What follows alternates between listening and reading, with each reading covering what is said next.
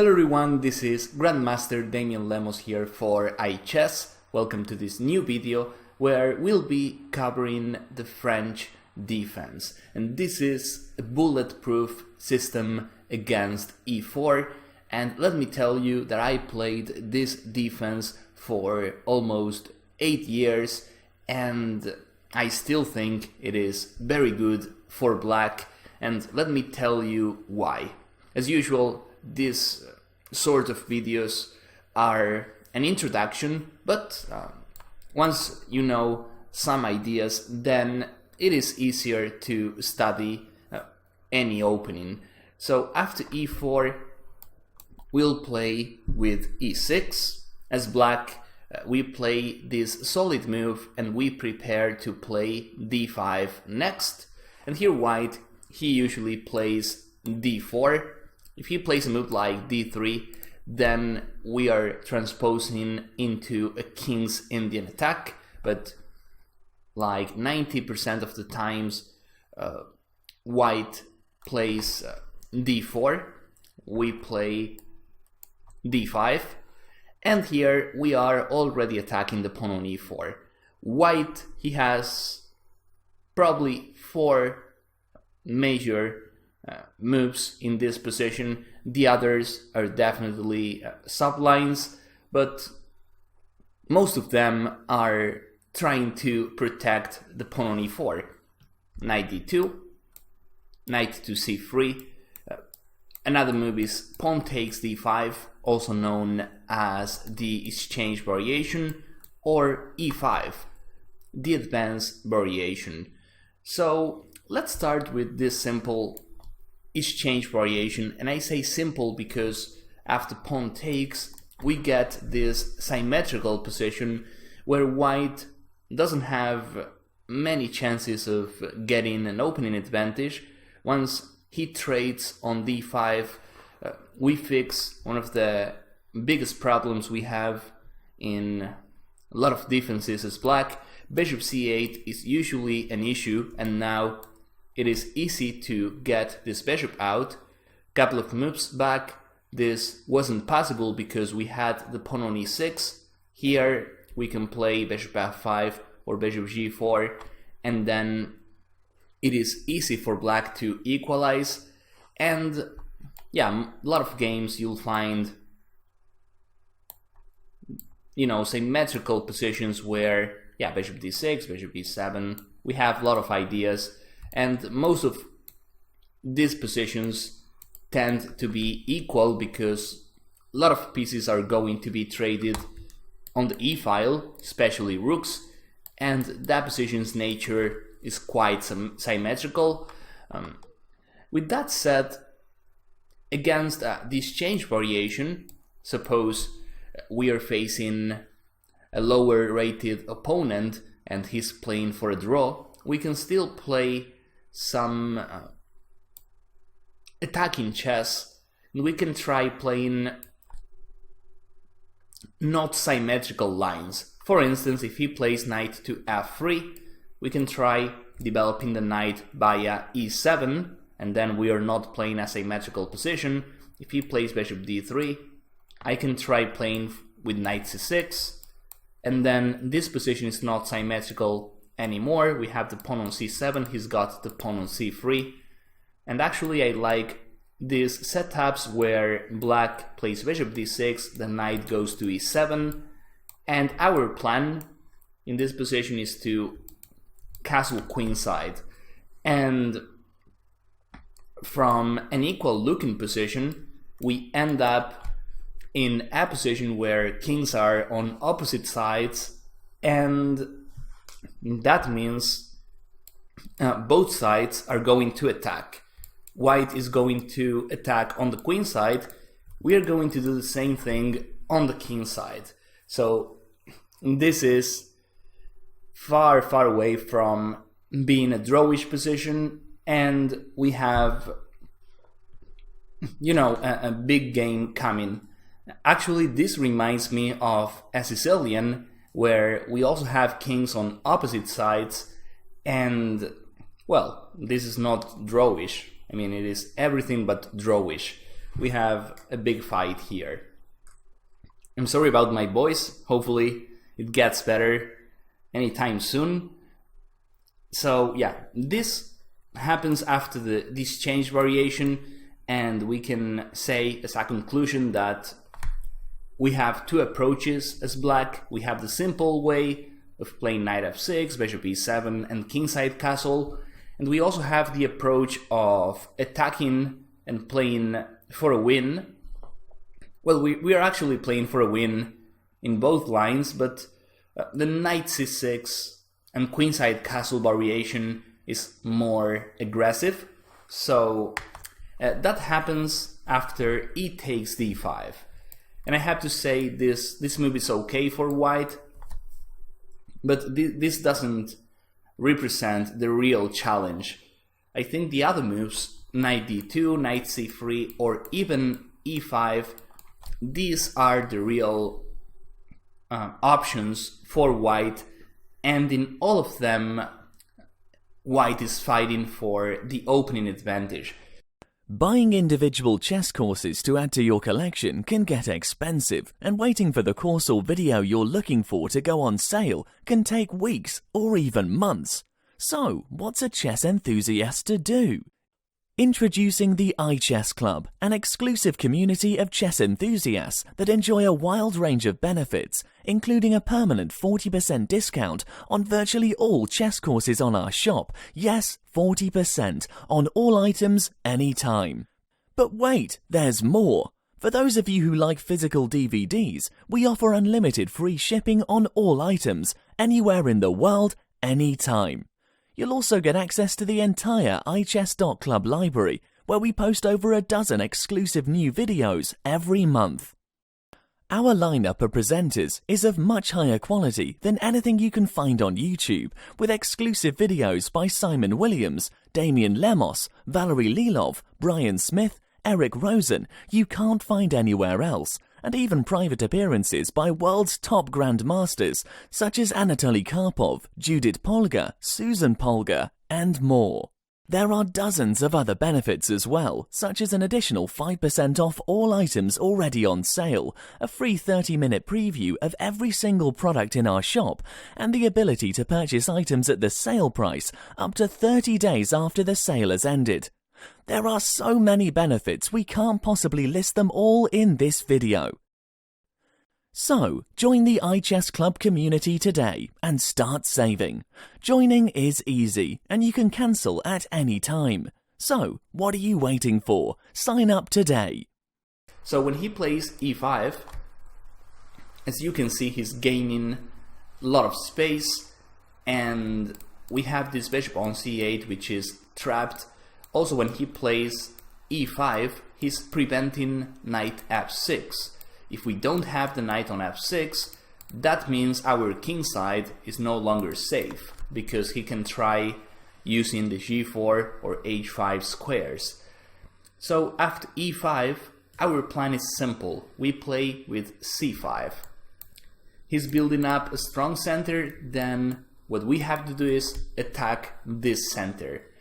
The French is quite a positional opening, and moves like c5 or f6 are always on the table. The more you play the French, the more you realize these ruptures are possible. So after d4 we play c5, and white usually plays with c3. He needs to create this stable center, otherwise after c5 we take the pawn on d4, and afterwards the e5 pawn is going to be weak. For instance, let's say he plays a3, nonsense move, we take, queen takes, we play moves like knight c6, we have knight e7, and then queen c7. I mean, we have all sorts of ways to improve our position, and as you can tell, the e5 pawn is quite weak at the moment. It is only being protected by the queen, and well, that's not supposed to be good. It is better to defend your pawns with other pawns. So c3, now white is ready to retake on d4 with the pawn, and queen b6 is the best move here. This is a move you have to know beforehand, otherwise it is tough to move your queen at move 4. But queen b6 is good because first we attack on d4, and second we prevent bishop c1 from going out. He cannot move the bishop because the b2 pawn is hanging. Also, if white decides to take on c5, suddenly our bishop goes out and we have a deadly threat of taking on f2. It is not easy for white to protect the f2 pawn. We have knight c6 coming, we have f6 coming. Imagine one day we castle kingside and then we open the f-file.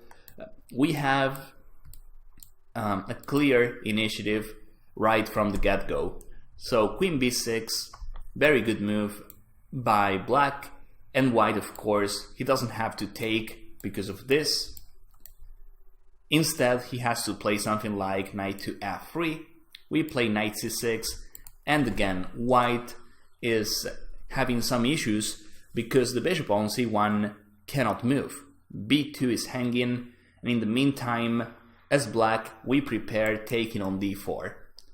White, he's not likely to take because again, we take, and he has issues protecting the pawn on f2. So after queen b6, which is a key move in this line, knight f3, knight c6, white has moves like a3. This is one of the options. He's trying to play b4.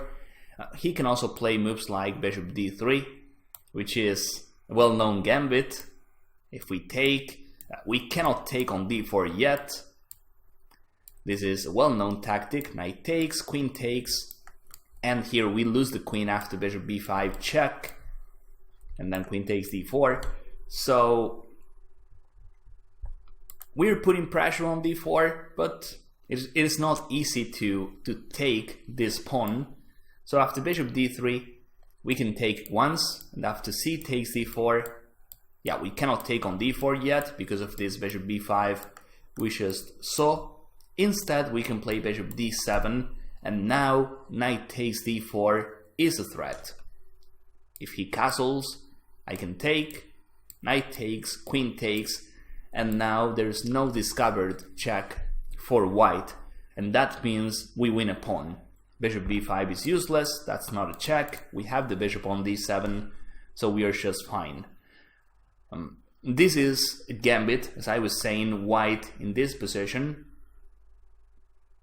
After knight f3, knight c6, bishop d3, takes, we play bishop d7, and now we have this idea of taking on d4. White still sacrifices, and this is a well-known gambit where white, he's got some chances, but if you're well prepared as black, there's nothing to worry about, and the extra pawn is, you know, has like the final word in the long run.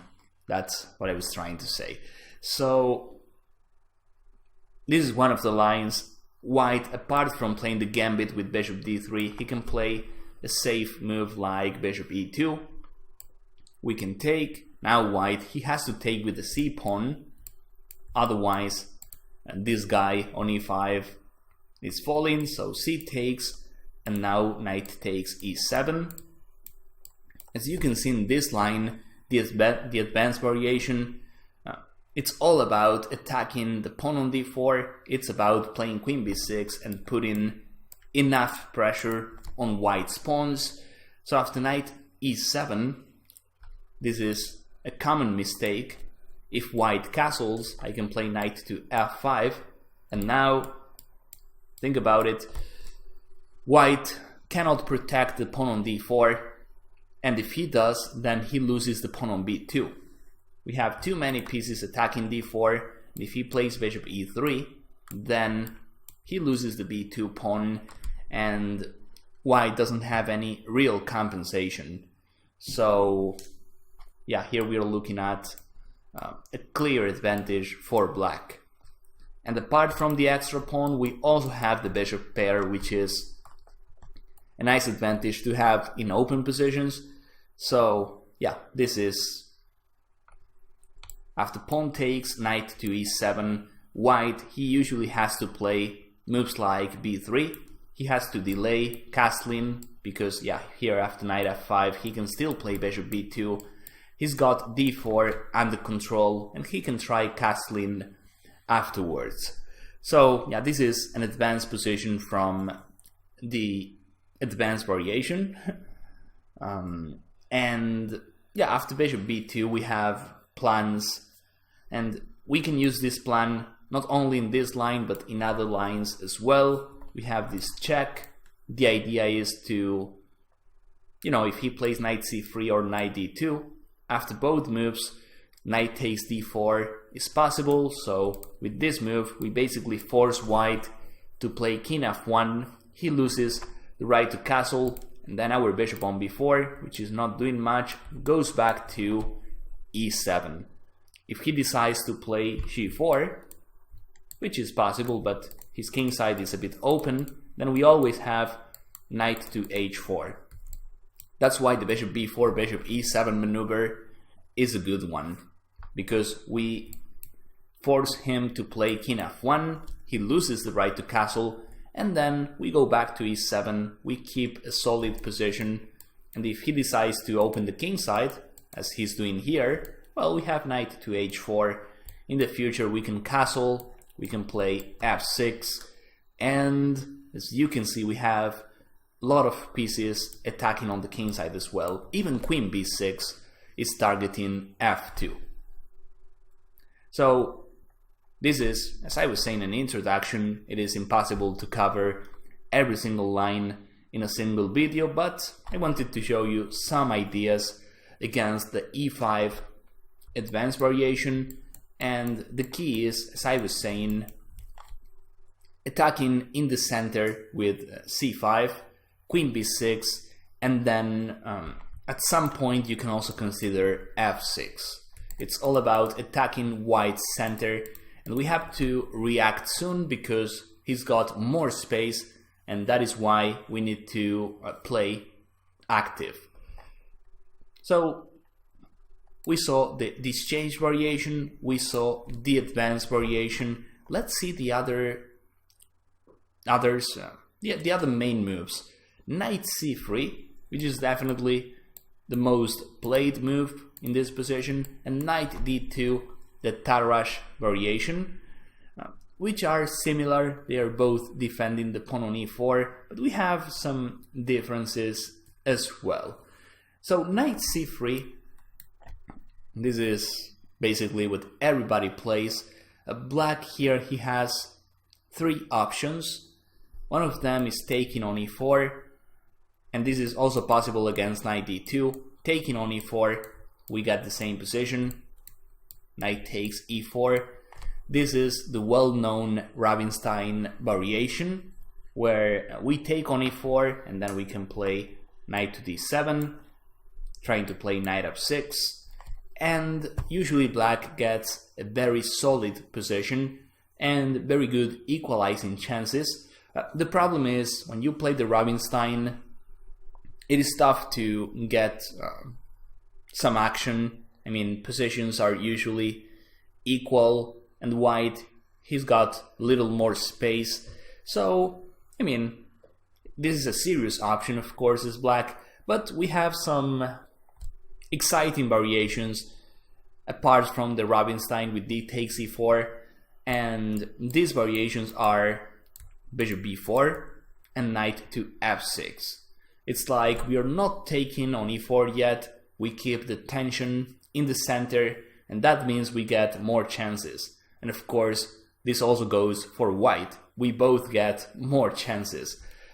The Beinauer variation, bishop b4, is probably the more complicated, because we pin the knight. Okay, let me see what happened here. Okay, as I was saying, we pin the knight on c3. White usually advances, and then we play with c5. This reminds me of the advanced variation. White plays e5, and we play c5 on the spot. We want to attack his center. White plays a3. Here bishop a5 is a possibility, so his bishop takes c3. And we get a weird pawn structure where white has weaknesses on the queen side, as you can see.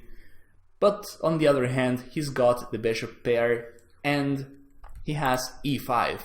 And when he has e5, remember, this prevents knight f6, and that means he's gonna have attacking chances on the king side.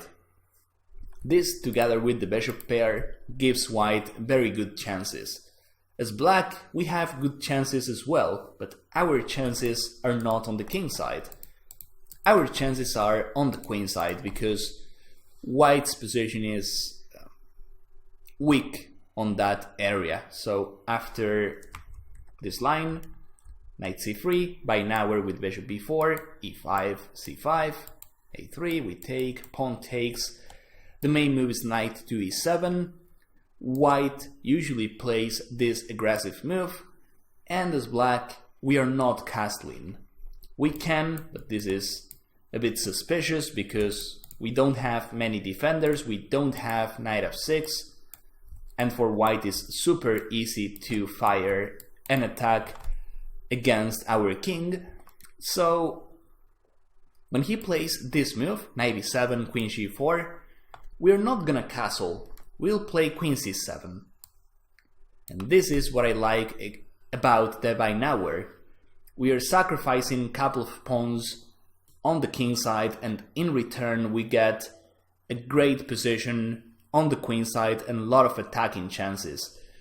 I prefer attacking and, instead of defending with kingside castle.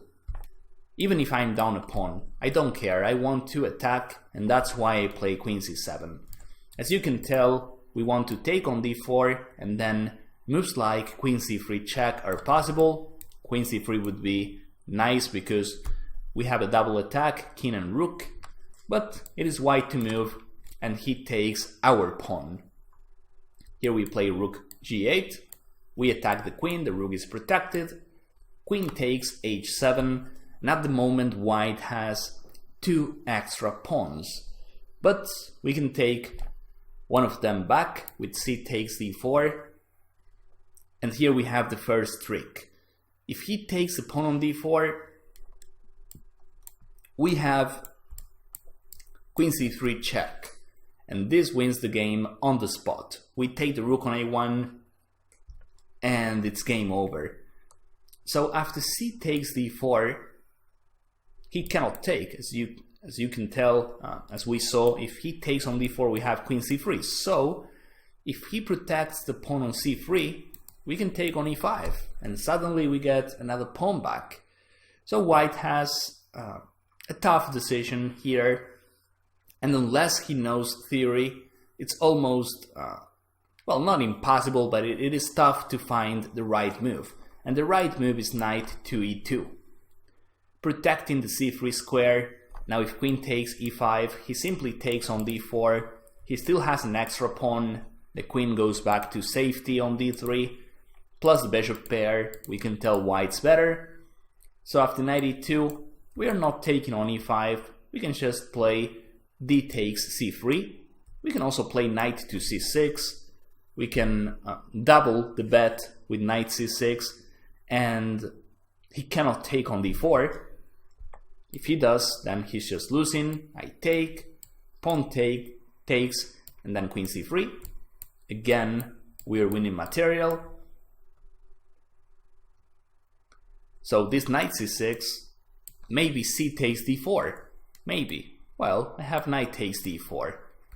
His knight cannot move, and if he moves, then I play queen c3. Again, we have the same trick, and we win material. And, well, if he doesn't take on d4, I have knight takes e2 coming, e5 is hanging, the queen on h7 is like far away from the action, and his king is in the middle. His king is unprotected. So is our king on e8. But we get the feeling we can castle anytime soon with bishop d7 and queenside castle, and honestly I don't see where white is going to castle here, because if he castles kingside, well, that is risky, and castling queenside is not better because we also have control over the c-file. So this line, very tricky. White wins couple of pawns, but in reality we have the initiative and we are likely to get our pawns back. As you saw here, knight c6. He cannot take on d4 because of knight takes d4, and if he plays the right move, f4, then we can take on c3. Again, it is not wise for white to take the pawn on c3 because he doesn't have any development. We probably have moves like knight d4, knight takes e5, maybe. I think this is better, but I don't want to go into much detail on these lines. I just want to show what these lines are all about. And before we finish, here theory says queen d3, going back home with the queen, taking on c3 later, and black, all he has to do is play bishop d7, queenside castle at some point, and continue firing, even if we have to sacrifice more pieces. The point is we have more development, and white, he still has most of his pieces on the first rank, so we have to use our development advantage in our favor, even if we have to keep on sacrificing pawns. So this is one of the critical lines of the French, definitely the main line in the binaural variation, knight c3, bishop b4, and after analyzing this, we can understand why some players play knight to d2, the Tarrasch variation, which is similar to knight c3, but there's a huge difference.